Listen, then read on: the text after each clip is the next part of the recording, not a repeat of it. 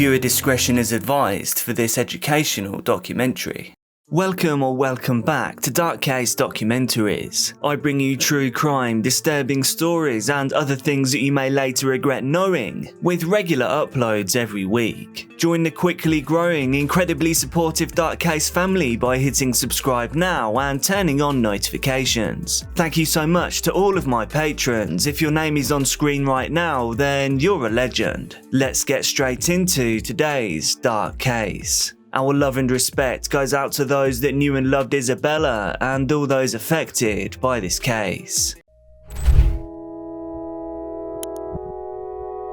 Isabella Rodriguez was born in 1975 in Colombia. Her parents, Eduardo and Elizabeth Rodriguez, wanted a better life for her and her sister. They moved the family to Florida in the 1990s, where they eventually obtained residency. They couldn't have asked for a better life growing up in the Sunshine State, and Isabella and sister Adriana thrived. Isabella got her US citizenship when she was 27 years old and got married to William Hellman. The couple eventually divorced after 10 years together, but they stayed amicable. Isabella wasn't the kind to hold a grudge. In fact, she didn't have a bad word to say about anyone. She was a kind soul, one that just wanted her happily ever after. In 2015, it seemed like her dreams came true. She met Lewis Bennet online, a once sailor who now owned a small solar panel company. He had moved to Australia from the UK with his family at a young age, and after coming into some family money, he bought a boat, a catamaran to be precise. Soon their internet communication turned into a romantic relationship in real life. He flew her to meet him with his catamaran at various ports. These included Tahiti and Singapore. The two got serious quickly, and by July 2016, Lewis and Isabella had a daughter named Amelia. 6 months after the baby was born, the couple purchased an apartment in Delray Beach, a city on Florida's Atlantic coast. Things were falling into place for the family of three. On April 30th, 2017, after leaving her 9-month-old daughter with her relatives, Isabella and Lewis went to St. Martin, a small Caribbean island. They'd planned the trip of a lifetime as their honeymoon, heading for Florida on a catamaran that Lewis had bought before he met Isabella. Over the next fortnight, they sailed through the British Virgin Islands, and then along the coast of Puerto Rico, before heading for Cuba. And this is where they spent most of their holiday. To anyone looking from the outside, they were a happy couple in love, all aboard the boat they'd named Surf into Summer. It was turning out to be the summer of a lifetime, and after 2 weeks on the sea, the pair set sail for home. At about 5:30 p.m. on May the 14th, the catamaran departed from the Cuban resort of Varadero. 3 hours later, Isabella called her sister on her cell phone. She told her how she would be home the next day. She was excited to see her baby girl and ready to get home. Shortly after she'd called her sister, Lewis had Isabella take over control of the vessel. They took turns on the night watch, and Isabella was up this evening. This was the final leg of the trip, one that Isabella was happy to keep watch for. But Surf into Summer never made it home, and neither did Isabella Hellman. In the early morning hours, Lewis was awoken by a loud noise while the vessel was on the high seas. He climbed to the exterior of the boat and observed that the sails and rigging were loose. The helm of the vessel was unmanned, and his wife was nowhere to be seen. The boat was sinking quickly, so he quickly loaded the life raft with a suitcase, 2 duffel bags, a backpack, water, some rescue flares, a radio transmitter, buoys, food and silver coins. At 1 a.m, Lewis signalled a distress call from the life raft. He contacted the US Coast Guard in desperation. He was 26 nautical miles west of Cape Bank in the Bahamas, upon the high seas and in international waters. He was alone. His ship was sinking. There had been some kind of collision, and worst of all, his wife was still missing. At around 4 a.m, a Coast Guard helicopter crew finally located the life raft. Lewis was safe and uninjured, but was sick with worry for his missing wife. Rescue swimmers managed to recover his backpack, which was unusually heavy. This was thanks to the 225 silver coins he grabbed before getting off the catamaran.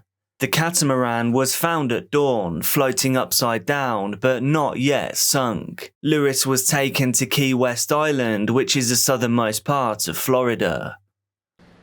This is how Tina Saragaglia told me she's used to seeing her friend Isabella Hellman smiling with her 9-month-old baby in her arms. I saw her before she left, and they were going to pick up a boat or something, and they have a little baby, and they are a nice couple. During his interview with investigators, Lewis said that he and his wife took turns on duty, and that it was Isabella's turn at the time of the accident. He was asleep in the stateroom, which is like the bedroom on a boat, but awoke to the fact that the ship seemed to have collided with something. He'd gone up on deck, but couldn't see his wife. He began calling out her name, but never got a response. His worry that part of the rigging was loose and could have pushed her overboard. He was an experienced sailor and knew this was very possible, and potentially very deadly. On May the 15th, the very same day, Isabella Hellman was reported missing. A search and rescue operation was conducted from the water and the air. After 4 days of searching with no sign of the missing woman, the Coast Guard officially announced the end of the rescue operation. There was nothing more that they could do.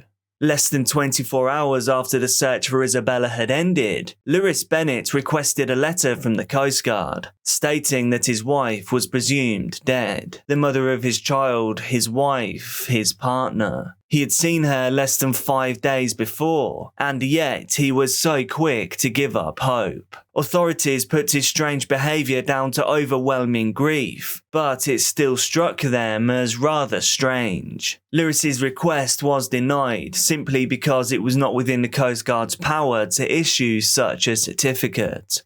On May the 24th, Lewis told a television station that he was leaving for Cuba. There he planned to rent a boat and continue the search for his wife on his own. Apparently now he wasn't ready to give up on her just yet. 3 days later, he met Isabella's sister. He told her that he had just returned from Cuba. He said, "I met the authorities there and checked every hospital, but there is no sign of her. It is now 2 weeks since she has been missing, so I am not holding out much hope of seeing her." The next day, on May the 28th, Lewis came to the house where his wife's family lived to pick up their daughter, but Isabella's family did not want to give her up. Things turned sour, and during the disagreement, Isabella's sister repeatedly claimed that Lewis was to blame for Isabella's death. If you guys want me to be here with Amelia, with you guys, you've got to be better than this. You don't need clothes. You're not going to see her again. You killed my sister. You killed my sister. No, Vino. No, mi niña, no. Mami. Mi niña, no. He killed my sister. Your sister's dead? Yeah, he killed my sister. How did your sister die? Yeah, he killed my Have you seen the news? No, how did your sister die? She disappeared. She disappeared. Look at the news. He's being investigated. Oh, is she the one from Bahamas? Yeah. Can you stop touching the baby, please? Look what you're doing. This is not me. Give me her stuff. Yes, you kill my sister. We already know. We already know. You're getting investigated. But there's nothing to investigate. You already killed my sister. What else do you want? Now you want to kill my mom? That's what you want now? That's what you want now? I'm trying to make this easier Your so parents don't even know about this because of course they know. they don't know. With the help of the police, Bennet was able to take his daughter, but this event did raise eyebrows. His quiet demeanour and strange behaviour after his wife's disappearance was rousing suspicion not only from Isabella's family, but also from the police.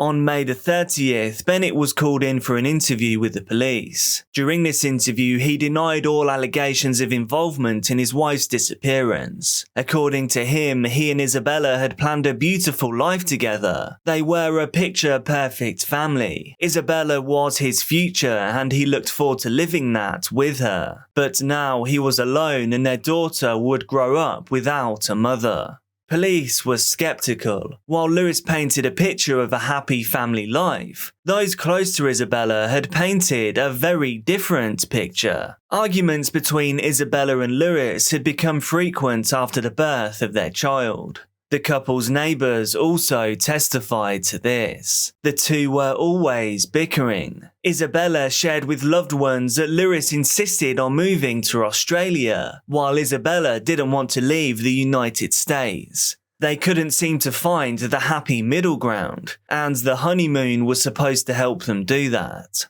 As the investigation into Isabella's disappearance continued, police were also looking into Lewis for a seemingly unrelated crime. A year earlier, Bennet had served as a first mate on a yacht. The captain of that yacht had a stash of 617 collectible silver and gold coins worth about $100,000. One day, while the yacht was docked in the Caribbean with no one on board, someone broke in. They didn't steal much. Only the 617 collectible silver and gold coins.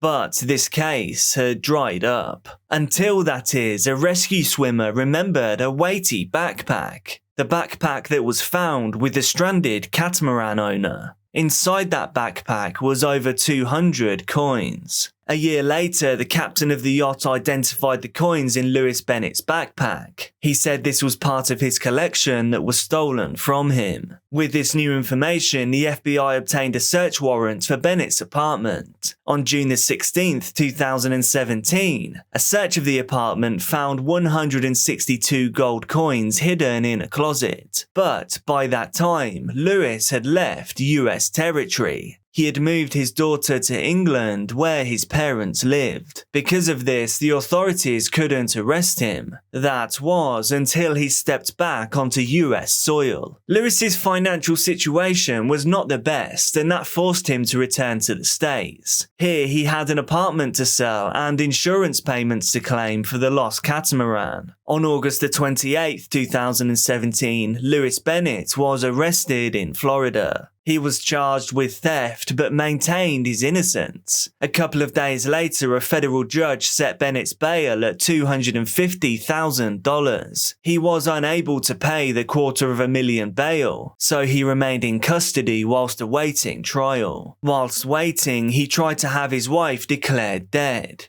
This would have allowed him to sell their joint property and access the funds in her bank accounts. But twice, the judge refused. The investigation into her disappearance was still ongoing. In November 2017, Bennet pleaded guilty to both stealing the coins and knowingly transporting the coins into the United States. Bennet's parents wrote a letter to the judge in the case. They asked him for leniency in sentencing, giving the reason that his young daughter had already lost her mother. On February 20th, 2018, Bennet was sentenced to 7 months in prison. This was to be followed by another 3 years of probation. But his troubles were not over by a long shot. 2 years after the disappearance of Isabella Hellman, she was finally declared dead. In a series of orders, Palm Beach County Circuit Judge Scott Suskauer wrote that Hellman is presumed to have died on May 14th, 2017. I quote, "To date, Miss Hellman has not been found and has not contacted any of her family. Based on all evidence, Miss Hellman is dead." On the same day that the sentence in the stolen coins case was announced, Lewis Bennet was charged with second-degree murder. Whilst the investigation into the coins was ongoing, The police were still intent on finding out what happened to Isabella. The theory was that he had intentionally caused the catamaran in which he and Isabella were travelling in to crash. Investigators argued that Bennet wanted to inherit his wife's fortune. This was in order to pay off his own debts, and then to take their young daughter Amelia to live in Australia. A few months before her passing, Isabella confessed through text messages that she was afraid of her husband. Her text messages revealed that she felt Bennet did not respect her anymore, and that she found an angry person when she came home. Isabella said that she was afraid to get home. Inspection of the catamaran before it sank showed that the portholes below the waterline were open, and the damage to the twin hulls appeared to have been caused from the inside. By examining photos and video the US Coast Guard took from the catamaran before it sank, an expert hired by the FBI to help in the high seas mystery determined that Bennet's original story couldn't actually be true. It does not appear the vessel sinking was caused by accidental damage. Rather, it appears the vessel was intentionally scuttled. An associate professor of nautical architecture and ocean engineering at the US Coast Guard Academy stated in court records. Coast Guard officers who discovered the sinking catamaran also did not find anything that it could have collided with. Divers who were inspecting the vessel were hesitant to go inside. This was because it could have collapsed at any second. And eventually, it did. The catamaran sank to a depth of more than 4,000 feet, and no detailed inspection was able to be made. In November 2019, a plea deal resulted in Bennet being charged with manslaughter. Therefore, the second-degree murder charge was dropped. While he could have faced a life sentence for second-degree murder, the deal now gave him a maximum sentence of just 8 years in prison. A document signed by Bennet and filed by the prosecutor with the court said he did not remember whether he was looking for or calling for his wife when he discovered that she was missing. He did not fire flares or search for his wife on a catamaran or in the water. Bennet did not immediately ask for help. Instead, he loaded everything he needed and some valuables into a life raft, and then attempted to stage a collision that caused the catamaran to flood, and then left the vessel on the life raft himself, without his wife.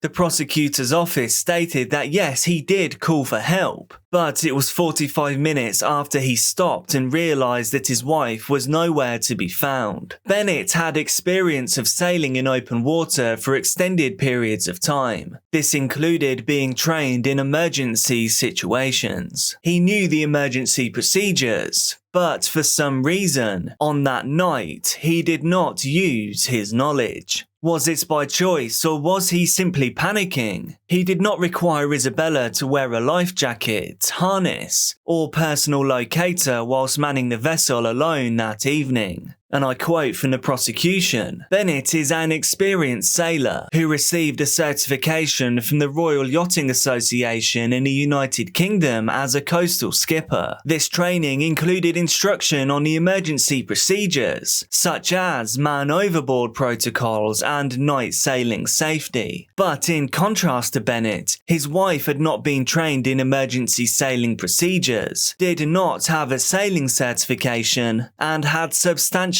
less sailing experience. In essence, Bennet admitted to his negligence, namely handing over control of the catamaran to his wife who lacked the necessary experience, which ultimately caused her to fall overboard and drown.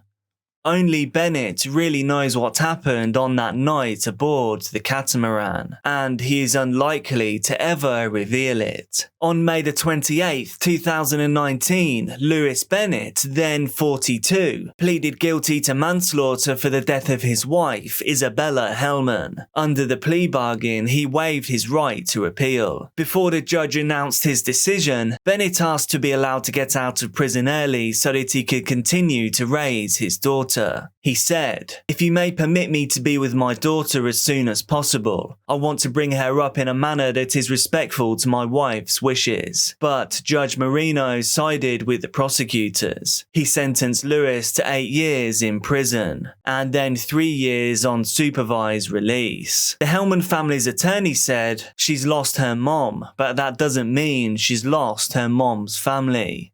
Do you think the punishment fits the crime here? What do you think could be done to avoid something like this happening again in the future? Let me know down in the comments. Be careful out there, and I'll see you soon.